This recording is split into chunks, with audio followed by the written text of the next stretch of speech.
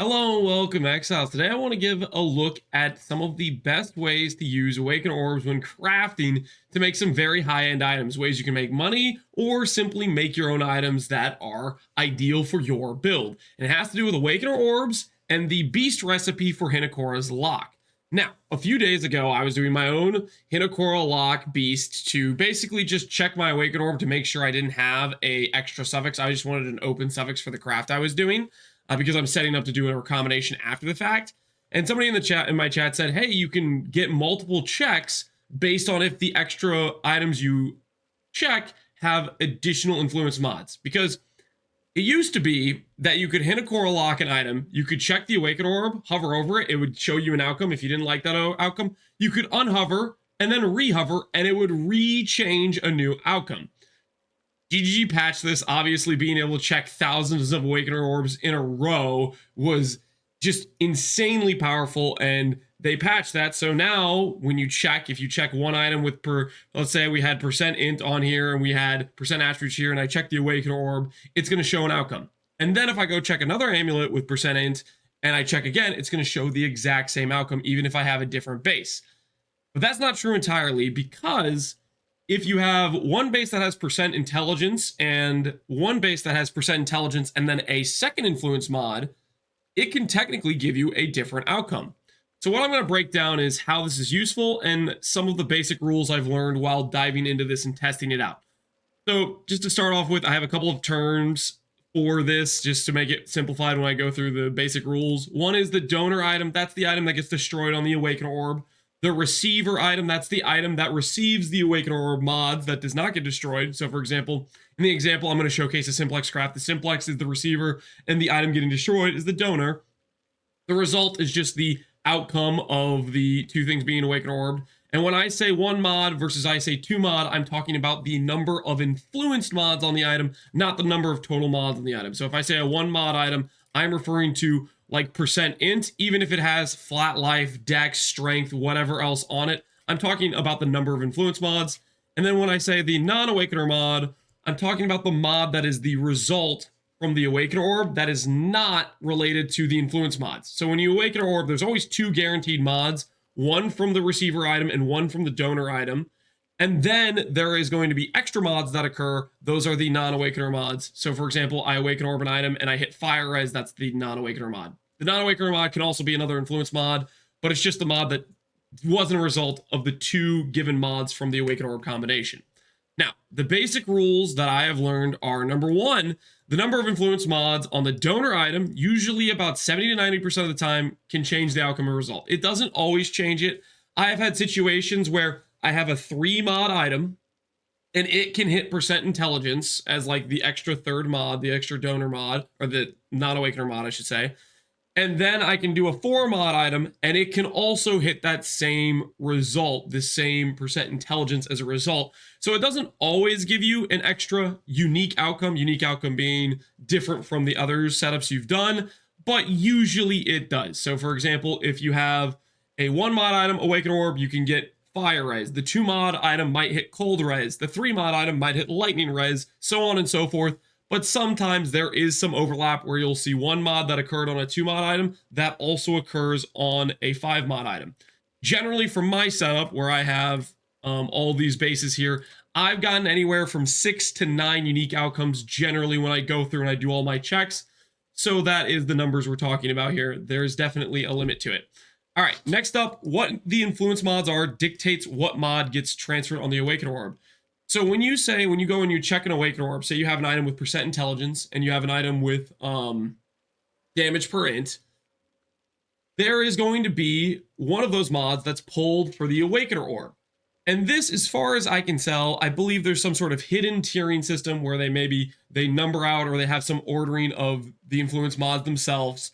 And based on the seed status of the receiver item, that chooses which mod's going to get pulled. My example here is if you have a 2 mod item and the receiver status says, hey, grab the highest tier of influence mod available, that means I check a 2 mod item, say %int is just a higher tier mod than damage per int, that one will always be chosen to get pulled. Versus if I say the seed status is grab the lowest tier mod, maybe it'll grab the damage per int every single time. And this will be consistent upon all the different combinations of amulets you check.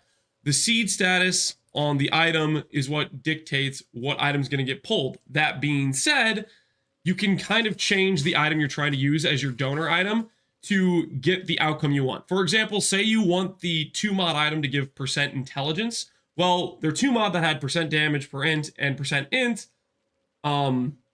That gave you what? All right.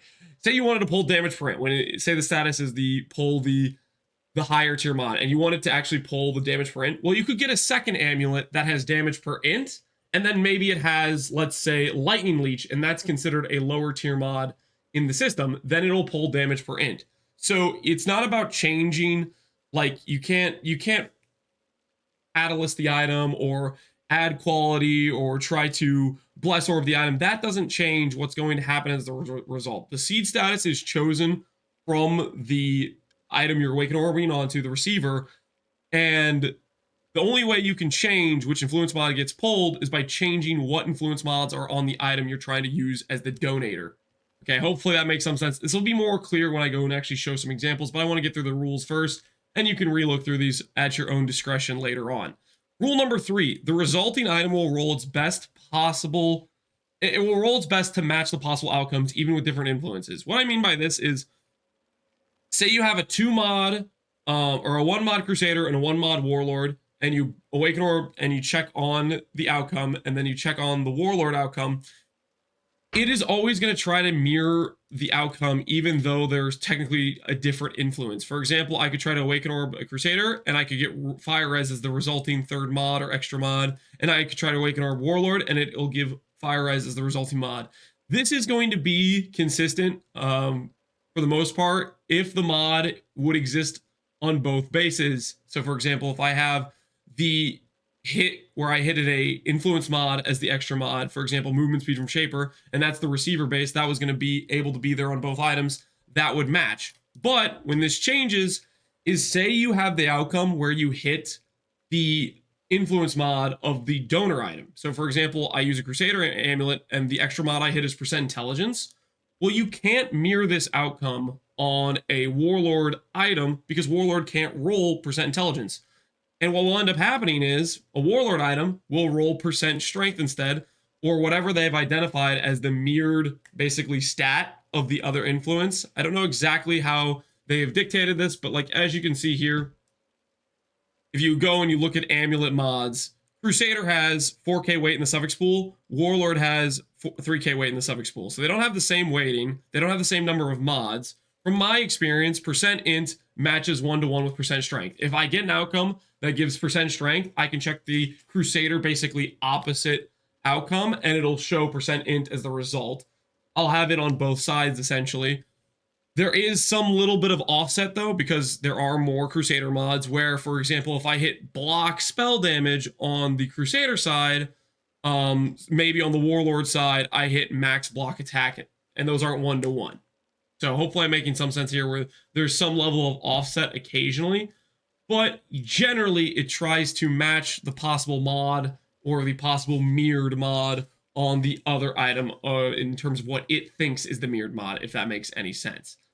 So a lot of times you can try a different influence as your Awakener Orb, but that isn't necessarily going to give you a different outcome. It's only going to get you a different outcome if you're hitting the niche case of hitting like the 5k weight pool of the specific influence mods that are available. Next up, the 4th and final rule is there's only a finite number of possible unique outcomes you can force doing this method. For example, you'll notice my stash here. I have a bunch of bases set up, and I can only generate about 6 to 9 unique outcomes based on these amulets, which will make more sense when I show it.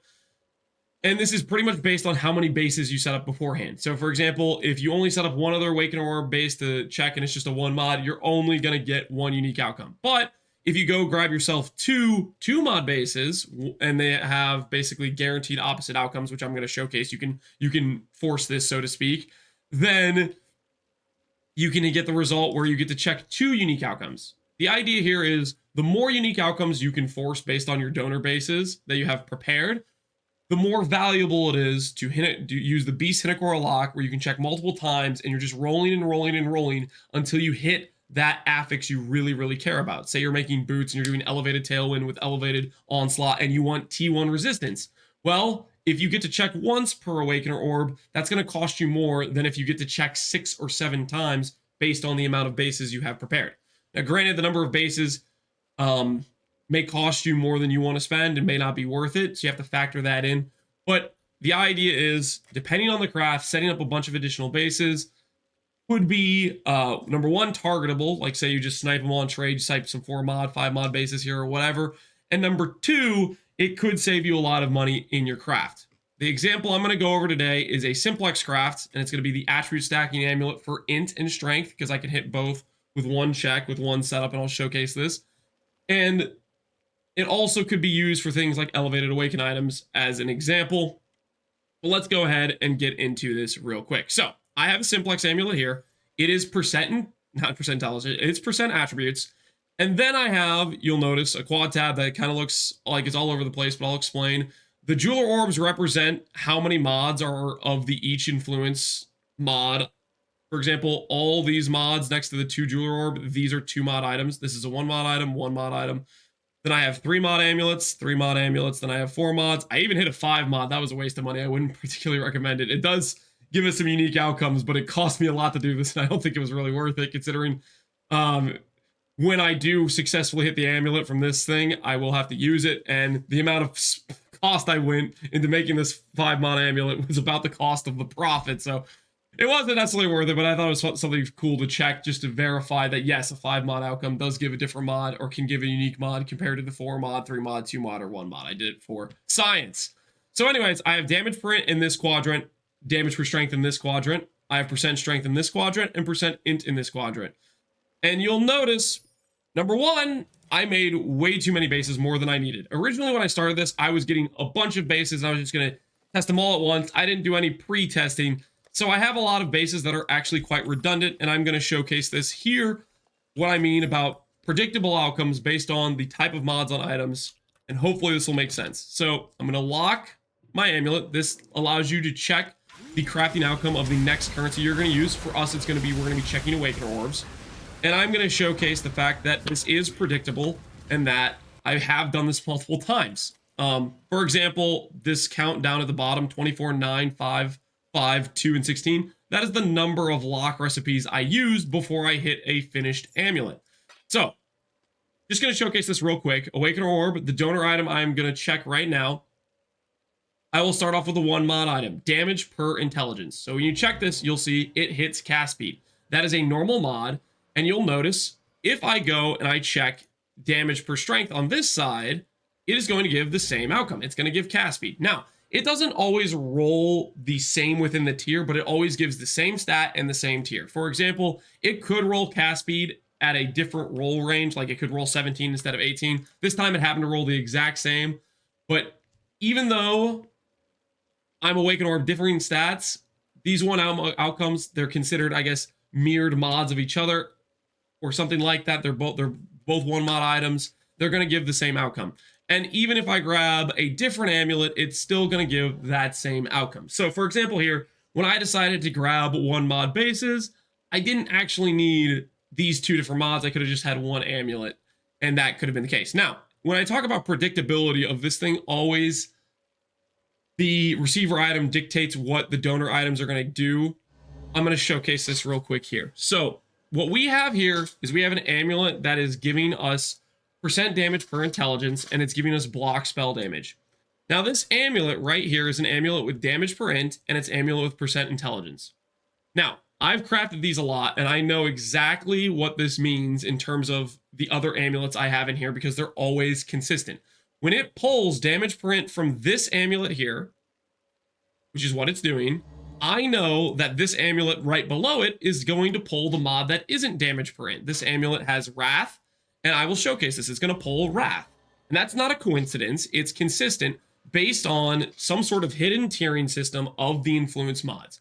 I also know that if this amulet pulled percent damage per intelligence, I know this amulet down here, which has percent intelligence and zealotry, I know I am going to pull percent intelligence. You'll see I pull this amulet over here. It pulls percent intelligence. This isn't a coincidence. This is consistent outcomes that always happens. And I know if it pulled percent intelligence from this amulet, I know this amulet, which has percent strength and gain physics extra, I know it's going to pull percent strength. So I hover over this, it pulls percent strength. These are consistent things based on the receiver items like seed status, and what dictates what mods get pulled is based on the influence mods on the donor item. For example, this amulet has reservation and it has percent intelligence. What I have noticed, these are 2 suffix influence mods, is all these other amulets I have up here, this row of 8 amulets, which is 2 mod items. I have 1 prefix and 1 suffix. Every single one of these, from my testing, always rolls the same thing, and it's going to roll the non-percent intelligence outcome. So I'm going to showcase this real quick for you, so you can see it. This pulled lightning leech, and these aren't all the same prefixes, they're different. This one's lightning pen. You see that pulls lightning pen. They all have percent in on them, but they're all pulling the mod that is not lightning pen. It's very consistent that it's pulling the mod that is not lightning pen, but not percent int is what I mean. So anyways, you can see all these amulets I'm doing right now, they have percent int on them, but it's pulling the mod that is not percent intelligence, and this is consistent.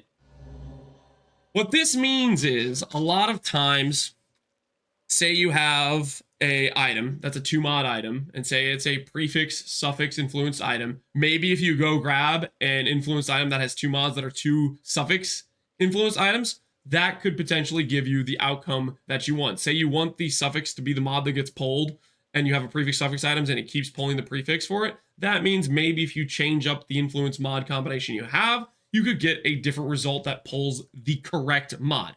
As in, you can always guarantee there is a situation where you're going to pull the correct influence mod.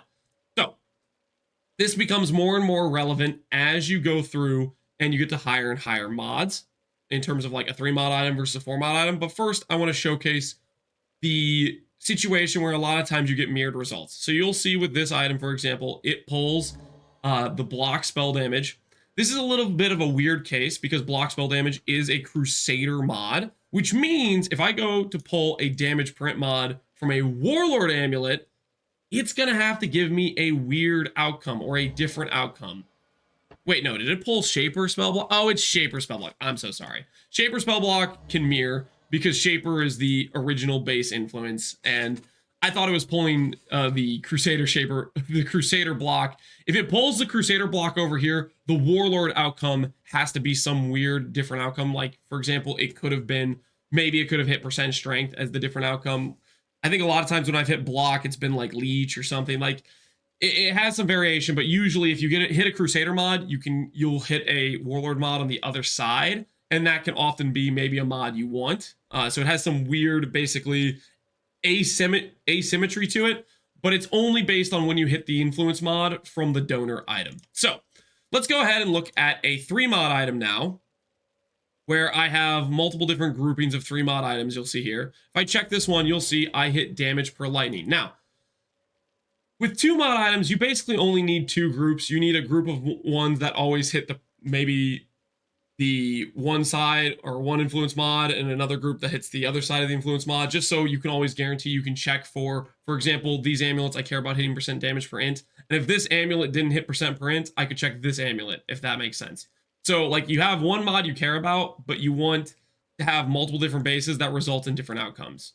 So you'll see, for example, all these amulets over here, these 4 that I have grouped together, they never hit the percent int, and that's been fairly consistent. I grouped them together for some reason. Then these ones I haven't taken the time to group 100% efficiently. I think these are some new amulets I made recently, but we'll just go ahead and look at these real quick here to see if we can get an outcome that has damage per int. So you see here I have an outcome that has damage per int, and that's from a 3 mod item, and that hits crit multi. If I go and find a damage per strength mod on the other side, it should hit crit multi as well, and there we have it, crit multi as well. Now, some of these other amulets I have up here have percent strength as well as damage per int, or damage per strength. So these are kind of like, they're both a 3 mod in this section and a 3 mod in this section, which means 2 out of 3 checks, they will hit one of the mods I care about. And so often I can check the 3 mod outcome for percent strength if I go through these other amulets. So for example, this one pulled damage per strength, and this one didn't pull. I think it pulled max block or so whatever,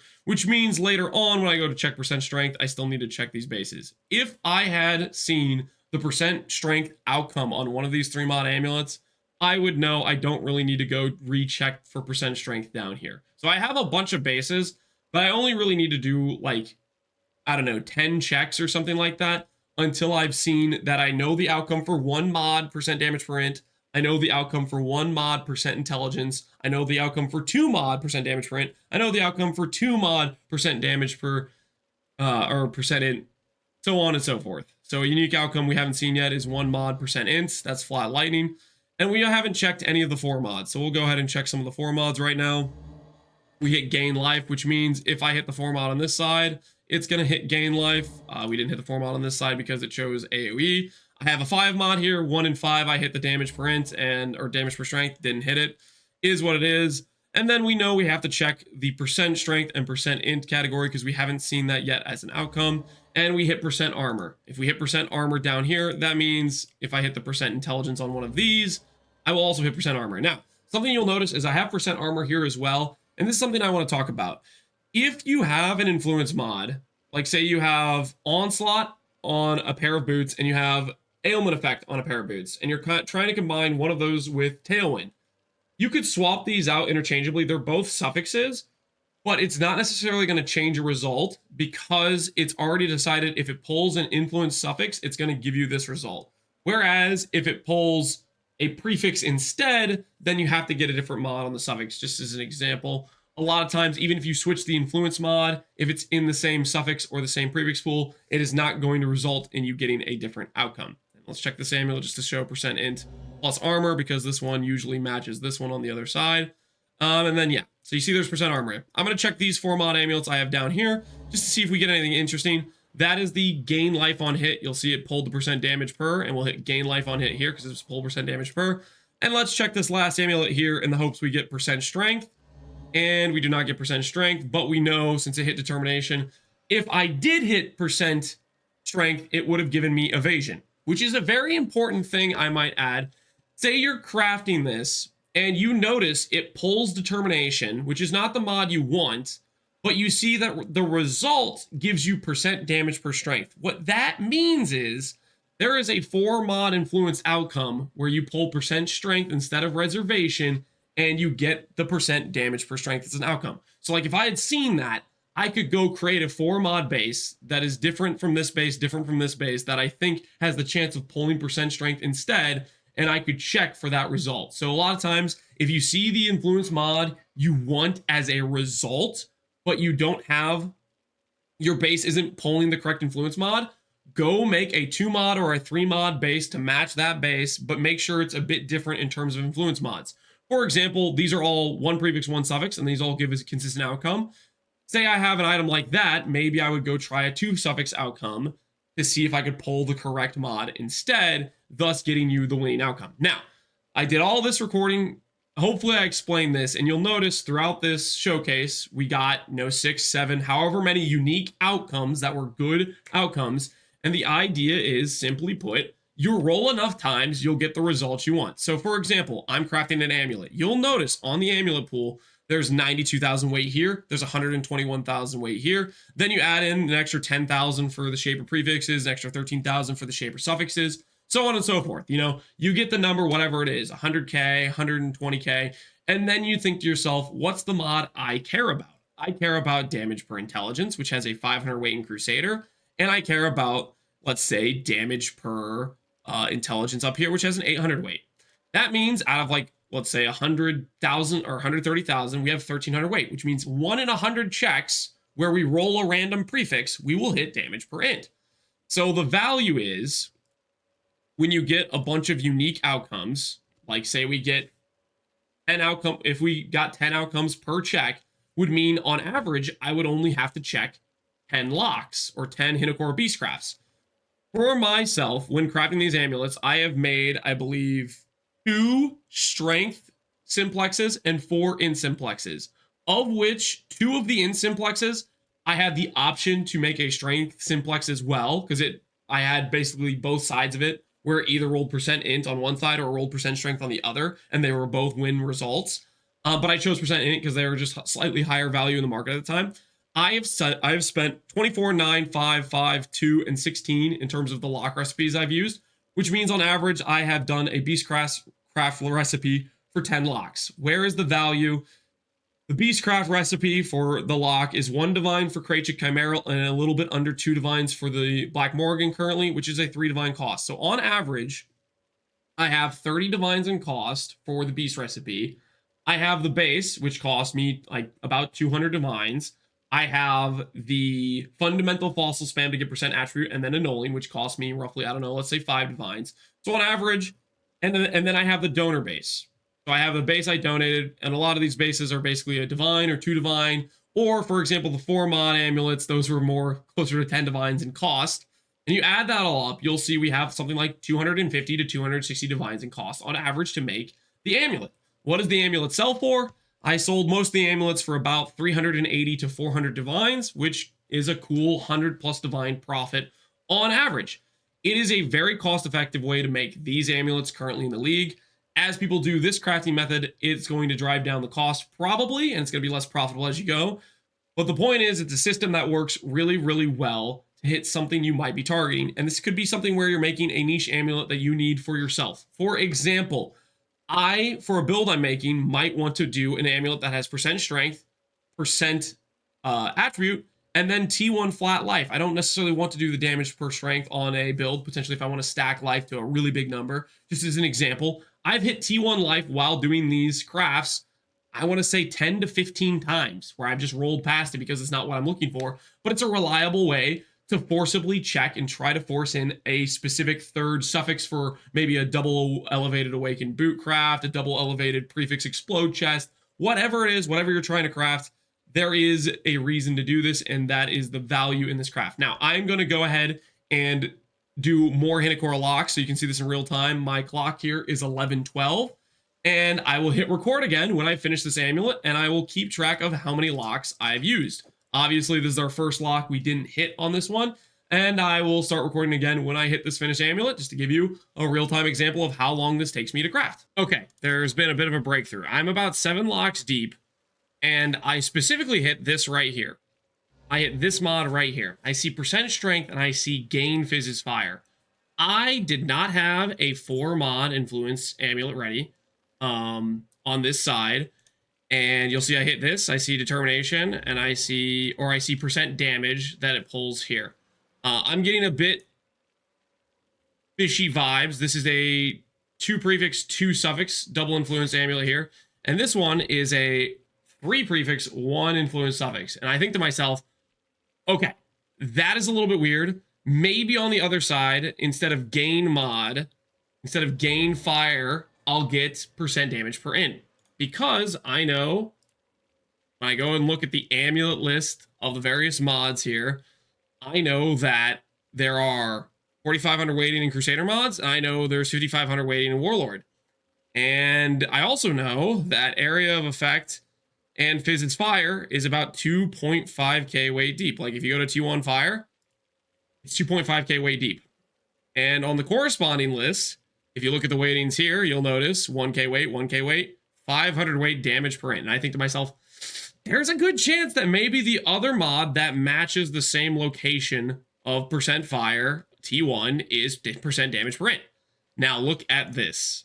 I Awakener of this amulet here, which has discipline reservation efficiency, and I get damage per int with discipline reservation efficiency. I know it pulled either discipline or it pulled percent damage per intelligence. Now my belief is, because this is a 3 prefix influence versus 1 influence on the suffix, and this amulet is a 3 influence, 1 suffix influence, I think there's a chance that the way the seeding of this item works is it is pulling the discipline per reservation efficiency. So what I'm going to do to try to finish this amulet is I'm going to try to hit percent intelligence on this amulet. This is a different angle, this is a different approach, but I think it will work. Percent intelligence T1 is a 500 out of 4.25k weighting, so this could prove to be a bit of a waste of money, but I'm going to go for it anyways, which is I'm going to spend the money doing previous can't be changed and reforge influence for the sake of science. So we're going to do this real quick, and then I'll cut to see whether or not this works, making a 4 mod, forcing this to be percented to see if I am right or I am just crazy. As God as my witness, I swear to you, I just had the worst RNG. I kid you not. I hit T2 intelligence 10 times before I hit T1. For the record, they are evenly weighted. Intelligence is 500 weight for T1, 500 weight for T2. It is a 1 in 8.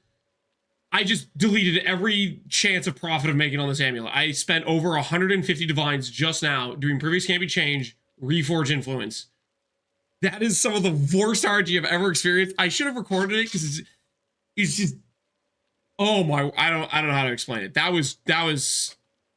I'm in pain. But now I did it. So let's check. Is my theory correct? Does it pull percent intelligence T1? It does. So yeah, we broke even. Technically, I should be 100D in profit if I hit the average, which would have been about 30 divines, roughly about 8 reforges. That should have been about 30 divines in cost. I don't know how. I hit T2 intelligence. I counted them. It was over 10 times I hit T2 intelligence before I hit T1. I wasn't counting the other ones. Obviously, I hit discipline, zealotry, max block, spell block. I hit every other single mod multiple times. I hit, obviously, T2 intelligence more than I was supposed to. I think I did roughly around... I did spend about 150 divines, because I started out with 140. I actually got all the way down to 0, and then I sold 2 of my mirror shards that I was holding on to just so I could finish the craft. I did Suffix Can Be Changed, 2 divines, 5,000 juice is about 0.7 divine, and the Sacred Essence is about 0.8 divine, so it's about 3.5 divine per. I did probably about 30 to 40 reforges, somewhere in that range. I don't know, man. That was excruciating. But hopefully it gives you the example of, I saw something, and this will happen when you're crafting. If you, depending on what craft you're doing, you might see something like this and you see gain phases extra and you're thinking, oh, okay, there's a chance I hit the other side of it and it's not the same mod, because a warlord mod cannot be rolled on a crusader shape or item, and therefore it has to replace that mod with something, and it could be the mod you actually want. I'm gonna go play Ruthless. We'll see how this goes. I'll see you guys later. Enjoy the video. Take care, Exiles, and peace out.